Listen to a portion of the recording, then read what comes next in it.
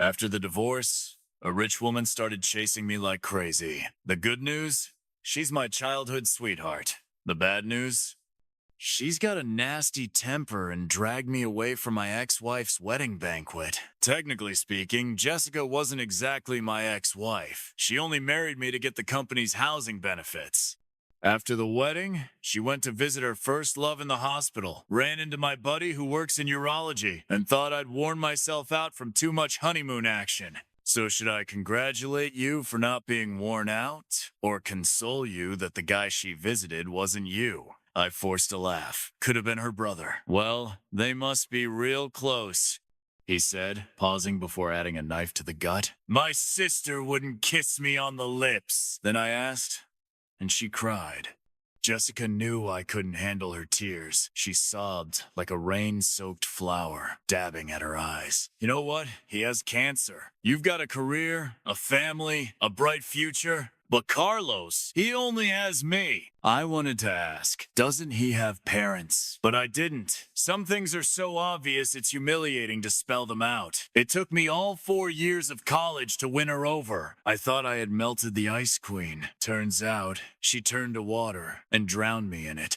At her wedding banquet, everyone laughed and raised their glasses, congratulating her on her 25th birthday, her promotion, her new home. No one noticed the ex-husband sitting at the corner table on the right. I could only laugh along, raise my glass, and say, the reason we're all gathered here today is because I'm a goddamn idiot. And then I felt my face go wet. I started singing songs by Mao Yi, one toast for freedom, one for death, and one for the bride who'll never be mine. I used to think his lyrics were melodramatic.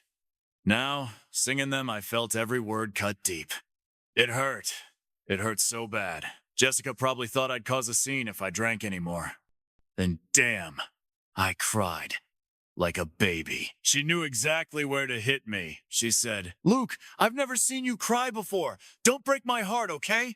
Let's stay friends. Through my blurry eyes, I mumbled, but I don't get a second housing subsidy. The whole table fell silent. Then I heard a sharp, unfiltered giggle behind me. A stunning stranger walked into the banquet hall. I asked her, what's so funny? I said, heartbroken. Have you ever loved someone so much you'd die for them? She stopped in front of me. Nope, but I'm thinking about killing you. I'll admit it, I was never cut out for drinking. When I first started working, there was this unspoken rule. Newbies get hammered at dinners. The next day, my boss told me to take the day off. Since then, he's never let me touch a drop at any client dinner. If he weren't married and a grown man, I'd have suspected something. You're something else, Luke. The developers said if you down that shot, they'd consider you for the next bid. You said his spoiled kid studying overseas was a waste of money and that he should give the position to you. I told you to apologize to Mr. Kyle. Show some damn respect. You claimed you learned Latin dance in college and jumped on the table to twerk. No one could stop you. Long story short, I woke up in a hotel bed. Hair a mess, white shirt all wrinkled. That familiar hangover hit me. Good news. The bed was comfy, way better than my apartment's. Huh? I sat up in shock, jacket falling to the floor. My hands trembled as I pulled back the blanket. Thank God. No one beside me. My innocence intact. Then I looked down, holy shit. Whose red high heels were at the edge of the bed? Just as I gasped, the door beeped open. A slim woman stepped in, still wearing that fiery rose-red dress, but now with flats. She tossed a breakfast bag on the coffee table like it was her place. Oh, you're still breathing, ex-hubby? What, you waiting for a royal carriage to get your ass out of bed? The kind of cringy rom-com scene I used to scoff at was now playing out right in front of me. She popped a straw through the soy milk, like stabbing my already shattered heart. I clutched my chest. Last night, everything that should have happened and shouldn't have did, she said bluntly. How much do you want? Hell?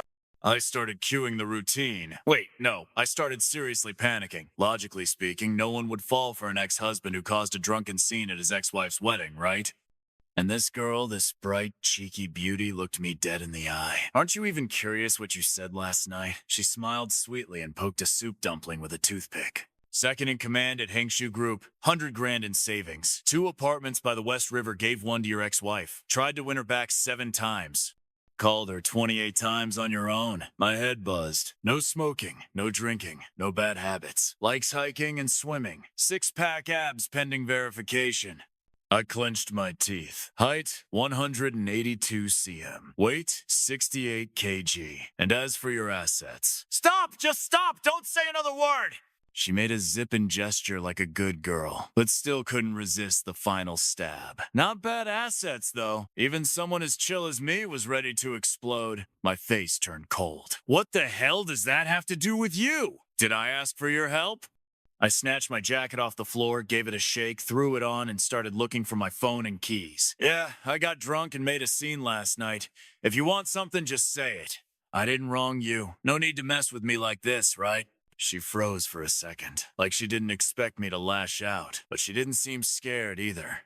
After a brief pause, she smiled, flashing 2 tiny tiger teeth. So, you've got a temper too, huh, Luke? Now it was my turn to freeze. How do you know my name?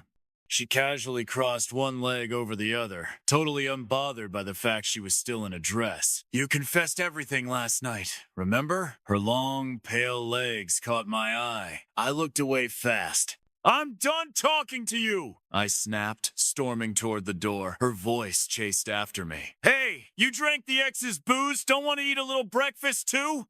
Eat my ass! I hit the elevator button and booked the next ticket out of town. I couldn't wait to vanish from this city. Time to wake up and get back to my corporate hellhole. Ding elevator hit the ground floor. Just then, I finally got a signal. My mom's call came through. Who the hell ratted me out? I answered weakly. Hey, Mom, you see her yet? Shocking, right? Even I barely recognized her from the photos. Her voice was full of excitement. You know, Jennifer, no wonder you two were childhood friends. She flew back and went straight to find you. Who? My brain blue-screened. Are you dumb? Who else? Jennifer Delaney, the one who used to live next door. I had just stepped out of the hotel when I stopped dead in my tracks and whipped my head around like a sunflower chasing the sunday. The receptionist gave me a bewildered look. Jennifer? My brain felt like a fish pond hit by a grenade. My childhood sweetheart, who moved abroad in high school and hadn't contacted me in 5 or 6 years, I was screwed. If Jennifer held the dirt on my first 16 years of bare-butt youth, she could now publish the complete collection. I knocked on the door, meek and sheepish. Jennifer smiled, took her sweet time sipping the last of her soy milk, then tossed the cup in the trash. Then she grabbed me by the tie and yanked me into the room, slammed the door shut with one long leg, and rained punches down on me like a summer storm. You heartless bastard! It's only been 6 years and 3 months, and it took you this long to recognize me? You so much as step 1 foot out of this hotel today, I swear I'll break your damn legs! I let her vent. It didn't hurt much, but every word dripped with an eerie kind of grievance. I mean, you've changed so much! I tried to weasel my way out, shifting the blame. Why don't you ask Tony? If he can recognize me, I'll let you smack me again. Okay, Grandma, stop hitting me! Tony was one of my childhood best friends. When Jennifer's family first moved in, she was this porcelain-skinned little doll. Tony tried to scare her with bugs. I didn't even get a chance to warn her. She picked up a shovel without blinking and smashed that garden snake that slithered into the house to a pulp. As for the bug, it didn't even see it coming. From that day on, Tony was in total awe. He went from calling me Big Bro to calling her boss. I felt betrayed. In short, Jennifer was the ultimate contradiction. A crazy, beautiful stunner. The more radiant and delicate she looked, the more savage she could be on the inside.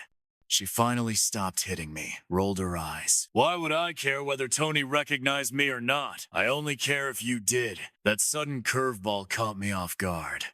Before my heart could even start racing, she flashed a wicked grin, pulled out her phone, and opened her gallery. You were quite the performer last night.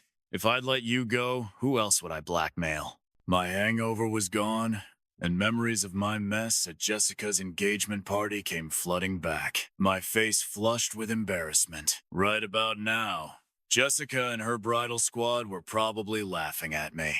Look at that clown, dumb as hell but loaded. Or maybe she was cuddling up with her own childhood sweetheart. Blackmail away. I smiled. Take whatever you want. I'll take you shopping. Either way, thanks for bailing me out. I owe you. Jennifer bumped her shoulder against mine. Hey, didn't you help me once too? I was lost. Her almond eyes widened. You forgot. Again? Seriously? No, don't hit me. I'm thinking hard. Oh, right. I remembered now. Back in elementary and middle school, Jennifer was everyone's favorite perfect kid. That pretty Delaney girl, so well behaved, so smart. Unlike my useless son. In high school, she got into the top school in the province. I went to Second Tech High, Tony went to vocational school. Everyone, including my parents, believed that with her looks, grades, and talents, Jennifer must have been the star of the show even in the best school. She really was that amazing. But in sophomore year, she got sick something with her heart. After surgery, she had to take medication that made her gain weight uncontrollably due to hormones. I was too wrapped up fighting to get into the honors class and never reached out to her. Until one day, over dinner, my mom casually mentioned, "Didn't the Delaney girl take half a semester off for health reasons? Heard she's not doing too great now that she's back." I argued. What? She's a beast! Even Tony couldn't beat her! My dad wrapped my head with his chopsticks. You blockhead! What your mom means is, go check on her. She's an old neighbor. Invite her over for dinner. But that dinner never happened because I got into a fight and ended up in the hospital. I'd bought a bag of snacks in a red plastic bag, rode my bike, and planned with Tony to meet Jennifer after school. We didn't tell her ahead of time. We waited at the school gate, watched a bunch of students leave, but no sign of Jennifer. Then I saw a group of boys goofing off. You sit next to Jennifer, gonna marry her one day?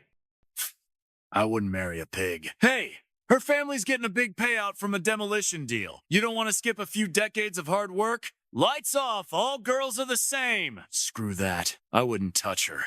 You go chase her. Jennifer was walking among the crowd, head hanging low, silent. The spark she once had was gone. Her fingers clutched the hem of her uniform, her swan-like figure now buried beneath stretched fabric. The boys burst into laughter, hurling insults. She didn't cry. She still held her head high, but she was only 16. And in that moment, something in my chest burst open, hot blood pumping through every vein. My vision turned red as the dusk fell. I heard my own steady voice say, "Tony, hold my stuff." Then I jumped off the bike, grabbed the ringleader, and dragged him outside the school gate. Landed a solid punch, lifted his arm, and threw him over my shoulder. Truth is, I'd trained in boxing. I didn't like fighting, my dad did. He forced me to train every summer and winter break, even made me get a provincial competition license. I used to say, this is a civilized era who still solves things with fists. But right then, I was damn proud of my old man. A few boys ran over, trying to pull me off. Who the hell are you? I'd swing at anyone who touched me. Anyone who opened their mouth, I'd shut it with a punch. That girl, the one our whole apartment complex had cherished growing up, how dare you treat her like trash? Then I heard Jennifer's voice, thick with tears, from behind me. She grabbed me. Stop, Luke! Please stop! I wiped the blood off my face and smeared it onto the punk pinned beneath me. Hauled him up, shoved his head down. Apologize. The boy had a black eye, blood pouring from his nose, his stare filled with hate and fear. You can send someone after me, but don't get caught alone.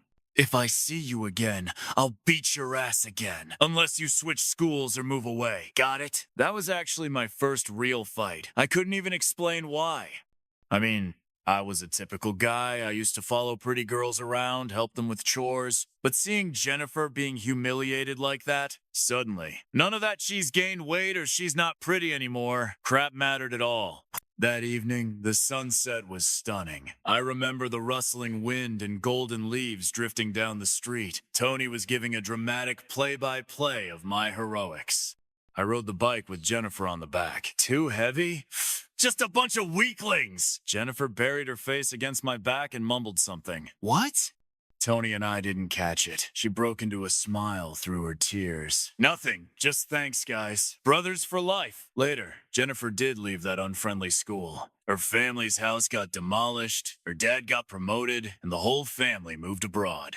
Memories are like fine sand, though. They slip through our fingers back then. We once stood together on the same beach. But you promised me, no takebacks, Jennifer said. I haven't even been shopping since I got back, and I still want hot pot. You have no idea how much I hate the food over there. She had slimmed down again through sheer determination, shedding the immaturity of her school days. Every move, every smile, she was now a radiant beauty in full bloom. I messaged my boss. Gonna take 2 more days off. He replied with a facepalm emoji. What, you waiting to catch the wedding banquet this time? Jennifer snatched the phone from my hand and sent him a selfie of the 2 of us. Nah, she typed quickly before I could stop her. Just some hopeless suitor who won't take no for an answer. My boss went silent for a while, then sent back a single 6, which in Chinese slang means impressive. I knew Jennifer said she'd bleed me dry on this trip, but really, she just wanted to help me unwind. Funny how fate works. While she was in the fitting room, I ran next door to get her a coffee, only to bump into Jessica and her childhood sweetheart, Jason. They were holding hands. Both spotted me. Jessica's face faltered. She looked away. But Jason looked way too pleased with himself. Hey, Jessica, isn't this your old flame? Aren't you going to introduce us? His tone, his face, he practically had petty villain tattooed across his forehead. I couldn't be bothered. But he wouldn't let up. Bro, read the room. It's over. Take the loss and move on. You think she's gonna come running back to you? I frowned. If you're still sick, stay in the hospital. If you can't talk like a human, keep your damn mouth shut. Seeing her man losing his temper, Jessica tugged on his arm and turned to me gently. Luke, let's leave the past in the past, okay? I know you're having a hard time letting go. But I honestly have no idea, where does all that confidence of yours come from? The sharp click of high heels rang out behind me. Jennifer had changed into Chanel's new fall collection, a red V-neck jacket that matched her bold lips perfectly. She took the coffee I'd bought, stirred it slowly, and cast a lazy yet piercing gaze at Jessica and Jason. Miss Jessica, fancy seeing you again. She smiled sweetly. Don't get the wrong idea. You were just a stop on Luke's journey. It's normal to rest in a small village after seeing grand sights. But someone born in the city doesn't stay in the countryside forever. After all, people climb upward. I think you understand that better than anyone, don't you? Every word hit like a knife. Jessica's eyes turned red. Poisonous, elegant, and lethal. What the hell are you going on about? Who even are you? Jason finally caught on and barked out in frustration. Oh, sorry. I got so caught up with her, I forgot about you. Jennifer looked at him like he was a bug.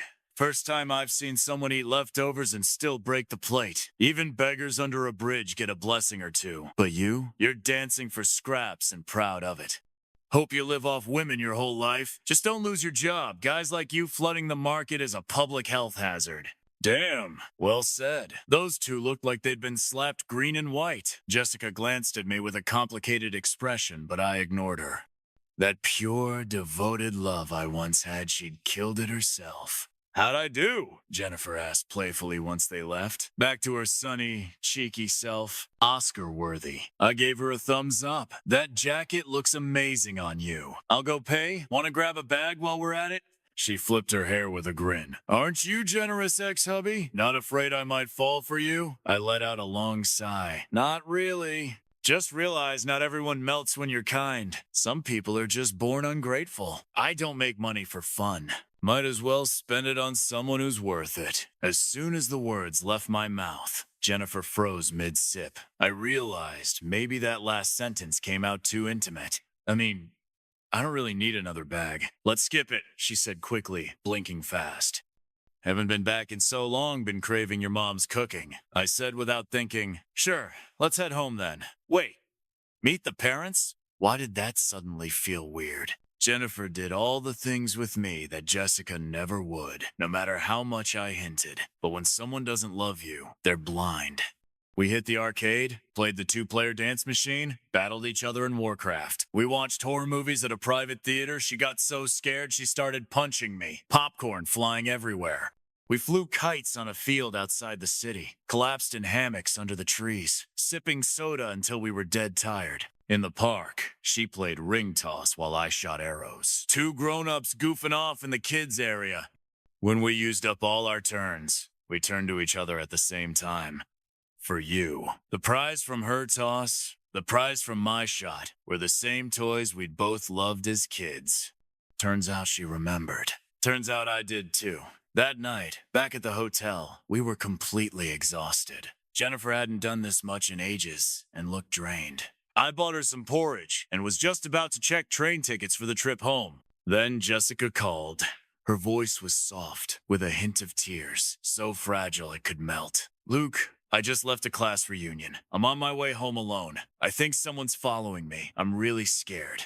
Can you come be with me? The call was on speaker. It was awkward. I glanced at Jennifer. Her face had gone pale, but when our eyes met, she forced a smile. If you can't let go, then go. Why are you looking at me? Are you okay? I asked. You look awful. Jennifer was stubborn. She held her chin high and said she was fine, but her hand was clutching her chest, her heart. And in that moment, time stood still. Jessica's soft sobs echoed from the other end. I know I shouldn't bother you again.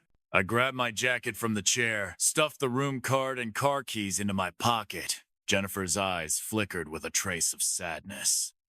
You really shouldn't. You could call your fiancé, find a nearby gas station or convenience store, or call the police. Jessica seemed stunned.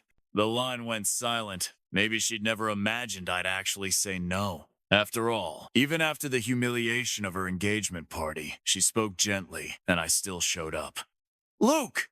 Why? Where are you? You've never said something like that to me before. I reached out to Jennifer. Need me to carry you to the hospital? Can you still stand? Do you have your emergency meds in your bag? Then I turned to the phone. Yeah. Maybe I wouldn't have said this before, but now I would and I will. Goodbye, Jessica. I carried Jennifer to the car and drove to the nearest hospital. The doctor gave us a bit of a scolding. If you've got a chronic heart condition, why didn't you get a checkup right after returning? You young couples really don't take your health seriously. The girl, fine. But what kind of boyfriend are you? I bowed my head and took the lecture while Jennifer giggled behind me. I turned and glared at her. She made a silly face so childish. Let's just do a full checkup, just to be safe. No need. Jennifer frowned, her pretty brows furrowed. I know my own body. A bit of medicine and a nap, I'll be fine. Now it was my turn to lecture her. You a doctor, or is he the doctor? She pouted, and I softened my tone. I'll go with you. It'll be quick, okay? Once we know you're all right, we'll go home. Quick? A full checkup takes hours. Then I'll stay all night. The words just came out. While Jennifer was getting a CT scan, I zoned out on the bench in the waiting area. My thoughts drifted far away. I remembered seeing Jennifer have an episode once before, but we were 8 or 9, just kids. I had no clue what heart disease even meant back then. In elementary school, Jennifer was like a wild monkey, super agile and born to perform. In front of adults, she was a perfect ponytailed student. But turn around, and she'd corner the punks bullying her desk mate in some alley. That day, the sunset was beautiful and the screaming loud. Tony and a few boys had teased Kristen outside our apartment complex about her chest. Jennifer straddled one of them and pounded him hard.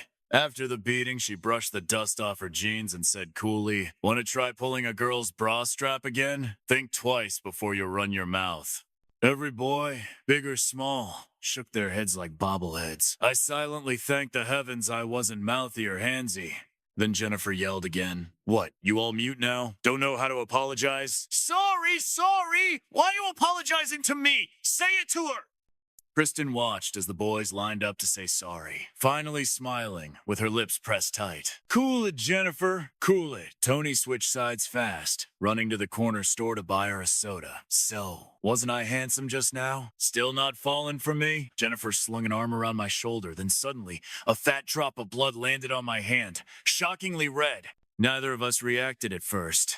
Then came a second, then a third. I panicked and shouted, Jennifer, what's going on? You. The girl who just looked like a tiny gangster collapsed in front of everyone, pale and unconscious. Even while fighting illness, Jennifer still couldn't help meddling in others' business. Even at her lowest, shunned and isolated, she smiled with such blinding brilliance. She never said it out loud, which somehow made it even more heartbreaking. When she came out of the exam room, she tried to act casual. Let's go home and sleep. I'm fine. But I insisted on helping her. One hand held the results list, the other searched for a place to sit. The nurse guiding us looked on with envy. Girl, your boyfriend's amazing. So gentle and patient. You wouldn't believe how many new moms here can't even find their husbands when it's time to sign forms. Guys blasting games in the hallway while their wives are in labor. Jennifer smiled softly. Yeah, her eyes lingered on me, full of a tenderness so gentle it almost felt like an illusion. He really is great. The more I thought about it, the weirder it felt. Wait, what? Why does it sound like you just gave me the good guy card? Jennifer, say it clearly! You're gonna make people misunderstand. Both she and the nurse laughed. The checkup was done, and the doctor said it wasn't anything serious. I was driving. Jennifer sat in the passenger seat. Luke, can I ask you something? Sure, shoot. Never mind. I suddenly don't want to ask anymore. I stopped at a blinking red light, helpless. You're not usually the type to hold back. Now you clam up halfway. Who's it torturing? You or me? She fiddled with her fingers. I'm afraid I'll make a fool of myself. I care too much about saving face. I hate losing. That only made me more curious. It was like a cat scratching at my heart. But I knew Jennifer's personality. I couldn't push her and didn't dare to try. At the next red light, she suddenly looked at me. Luke, the way you stayed with me today, so careful and patient, was that because you've done it 100 times for Jessica and got used to it? I froze. Jennifer forced a smile. It's okay. I just wanted the truth. Don't worry. I'm not fragile. Yes and no. She raised an eyebrow. Explain. I did a lot for Jessica. Took her to Starbucks before dawn to grab her favorite limited edition mug. Got our nails done together. Waited in line at Disney.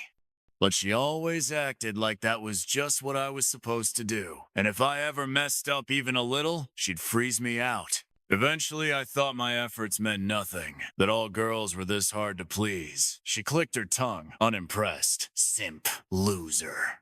You had nothing? Until today, when you told me I could go home and rest. And when we left the hospital, you said thanks, real quiet, but I heard it. Jennifer, I promise everything I did today, it wasn't out of habit. It's because you're worth it.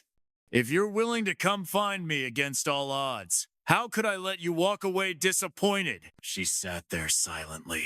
I leaned closer and saw her face streaked with tears, eyes red as she clutched my arm. Luke, you idiot! If you'd said this earlier, I would have chased you myself! We went back to City C. Tony had opened a gaming cafe after graduation. It was right on our way home. When we walked in, he was still hammering away at his keyboard. He glanced up at me, then did a double take at who was behind me. His squinty eyes flew wide open. Damn, bro, you did it! The new sis-in-law is 100 times hotter than what's-her-face, Lynn. I was wondering when a celeb came to town. What's your name, sis? Jennifer walked up with a smile, then grabbed Tony's ear in a firm twist. I held back my laughter while he howled in pain, morphing from a lech into a whimpering puppy. Oh, Auntie, I get it! Jennifer, please have mercy! I quietly left him a pack of good cigarettes. Sorry, brother. As the saying goes, better you than me. Had no choice. When my mom saw Jennifer, she lit up like a fireworks display. Oh, my sweet, precious Jennifer. Auntie's been waiting forever for you to come back. You said you missed my poached shrimp and braised pork knuckle, right? I've had 'em ready for days, just waiting for you to show up. Your uncle's out buying roast chicken for you right now. Are you thirsty? Want some fruit? My mom glanced sideways at me. What are you standing there for? Go get the fruit. I've always known exactly where I stand in this household. Like now, even though my mom and Jennifer were chatting away on the couch like long-lost mother and daughter, so what? If I wanted to peel a pomelo, I peeled it. If I wanted to wash grapes, I washed them. Nobody dared say a word. When it came to dinner, if I wanted to eat greens, I ate greens. Honestly, no one even dared compete with me. My mom casually probed, Jennifer, you're beautiful, smart, and capable. Must have had a lot of admirers abroad, right? You know, people our age are very open-minded nowadays. We get the whole free love thing, Jennifer giggled. Auntie, you're so trendy. So, are you seeing anyone now? My mom finally cut to the chase, staring at Jennifer nervously. Jennifer blinked a few times and turned to me. Luke, do I have a boyfriend? Me. I think so. Her high heel landed on my foot under the table. Yes, definitely yes. I gathered my strength and shouted, "Mom, Dad, there's something I need to tell you. Jennifer agreed to be with me." We were gonna wait until things were more stable to let you know. My dad let out a long sigh of relief. So did my mom. And I just felt mournful. I mean, come on. Back in college, I was at least considered the campus heartthrob, okay? Sure, the male to female ratio was 3-7, but I still got a couple of love letters during my glory days. So even if I was a simp once, it couldn't have been that bad, right? Why did my parents look like they were finally rid of some rotten cabbage? Your ex called the house a couple of days ago, my mom said. Huh? What for? My brows twitched. Ever since I took Jennifer to the hospital, I decided to let go for good, deleted all contact info, cut all ties. After all, you have to clear out the old to make room for the new. We didn't quite understand, Mom continued, but it sounded like something about the house. Something with the remaining mortgage not being covered, and the company refusing to deduct it. Now that you're with Jennifer, she added more seriously, you need to treat her well. Clean up anything messy from your past, Jennifer chimed in. Auntie, he deleted her. I saw it with my own eyes. She's the one who won't let go. Come on, Luke, she said. Let's go talk to her. Get this cleared up. Back in my room, I still couldn't figure it out. Jessica had already used my employee housing benefits, took advantage of every deal. Sure, I was stupidly in love at the time, so I let it slide.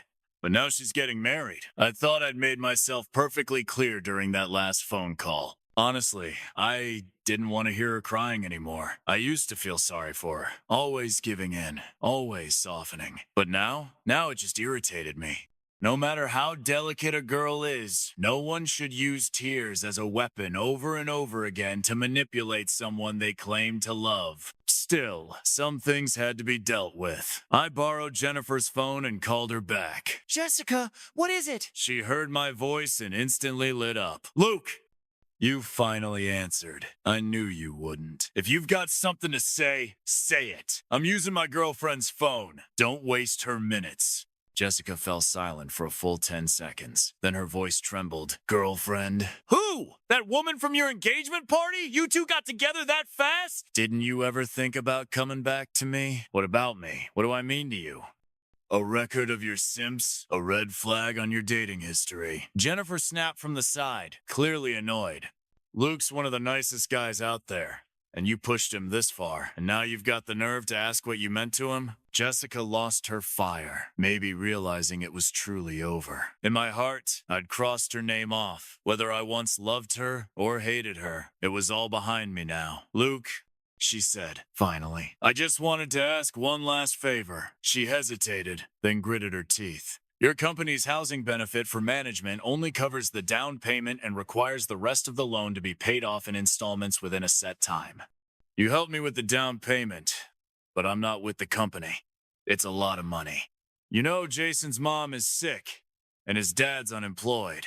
Could you let me use your name for the loan? I nearly laughed. Jessica, do I look like the founder of the Eternal Green Hat Foundation for Charity and Lost Causes? Are there really men out there who marry but can't even afford to finish paying for a 100 square meter apartment, even after their ex covered the down payment?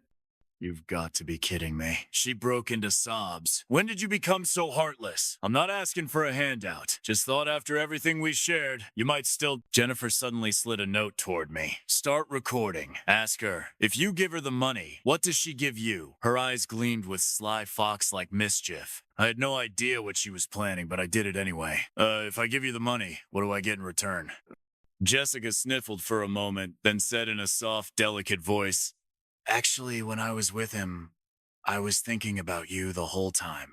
What the actual So if Luke is willing, we could keep a secret relationship on the side. I muttered something about needing to think and hung up in a panic. No way. Just no. I knew every word she said, but put together like that, what the hell did it mean? Who did she think she was? Who did she think I was?